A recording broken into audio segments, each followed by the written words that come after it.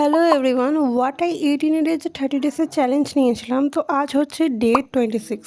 তো আজকে আমি গরম জ্বরের ক্লিপটা নিতে ভুলে গেছি। তো মা ব্রেকফাস্টে দিয়েছিল রুটি আর আলু ভাজা। তো তারপর আমি কলেজ গিয়েছিলাম। তো তারপর কলেজ থেকে আসার সময় আমার মারাত্মক খিদে পেয়ে গেছিলো।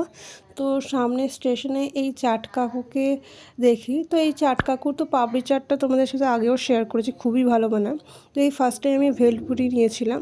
তো ভেলপুরিটাও কাকু মোটামুটি ভালোই বানিয়েছিল, তবে আমার পাপড়ি চাটটা বেশি ভালো লাগে কাকুর। তো যাই হোক, আর বিকালের দিকে আজকে বেশ ঝড় দিচ্ছিল। ওয়েদারটা খুবই ভালো ছিল আজকে, বেশ ঠান্ডা ঠান্ডা, মানে ঝড়ো ঝড়ো ওয়েদারটা। তো বৃষ্টিও হয়েছে পরে।